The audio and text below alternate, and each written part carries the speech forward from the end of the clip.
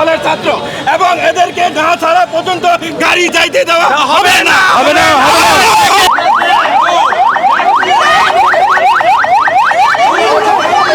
করতে পারবেন before that until that আপনারা আটককৃত। আপনাদেরকে যাচাই করে বলেন কেন গ্রেপ্তার করছেন, বলে যান, জবাব দিয়ে যেতে হবে। রাস্তায় পালে তো আপনারা মারা দেবেন, মেরে দেবেন না। আপনাদের মধ্যে কে আছে সেটা তো আমরা জানি। আপনারা প্রশাসন তৈরি করেন, স্টুডেন্ট না হয় আপনারা নিয়ে যান, অসুবিধা নাই তো। আইনজীবী, সাংবাদিক এবং মানুষকে আপনাদেরকে দিতে হবে। আপনারা নিরাপরাধ মানুষকে খুন করছেন, গুলি করছেন আমাদের চোখের সামনে।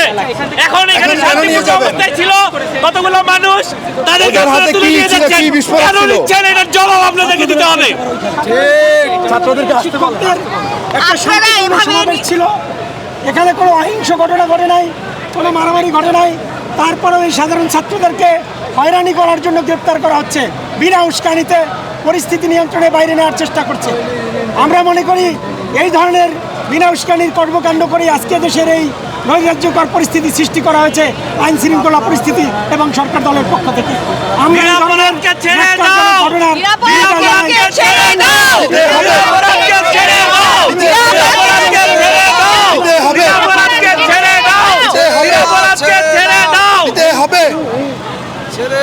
ছেড়ে দাও। কেন গ্রেফতার করছেন, এটার জবাব আপনাদেরকে দিতে হবে।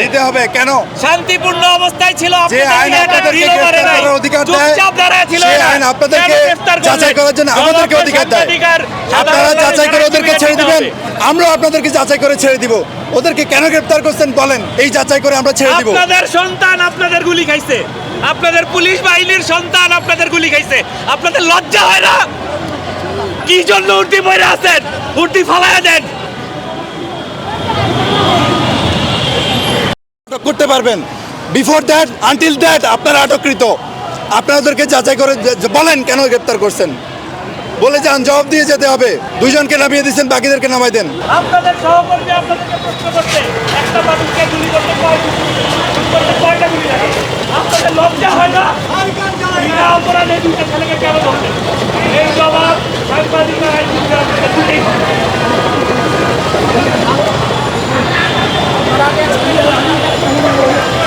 রাস্তায় পালে তো আপনারা মারা দেবেন, মেরে দেবেন না। আপনাদের মধ্যে কে আছে সেটা তো আমরা জানি। আপনারা প্রশাসন তৈরি করেন, স্টুডেন্ট না হয় আপনারা নিয়ে যান, অসুবিধা নাই তো। হলের ছাত্র এবং এদেরকে না ছাড়া পর্যন্ত গাড়ি যাইতে দেওয়া হবে না।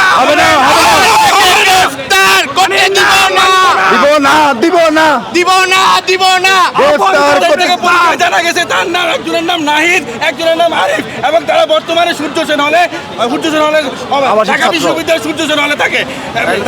তাদের এই ছাত্রদের এখন এইখান থেকে নিয়ে যাওয়া যাবে না যতক্ষণ পর্যন্ত থেকে ছাড়ানো হবে।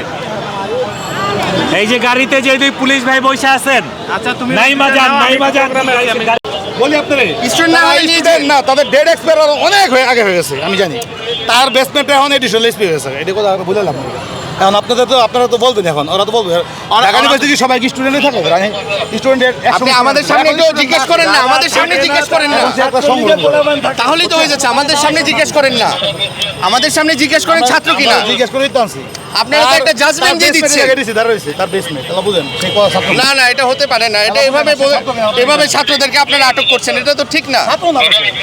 না না না না, ঢাকা ইউনিভার্সিটির একজন আটককৃতর মধ্যে একজনের নাম আরিফ, আরেকজনের নাম নাহিদ, এবং তারা সূর্য সেন হলে থাকেন।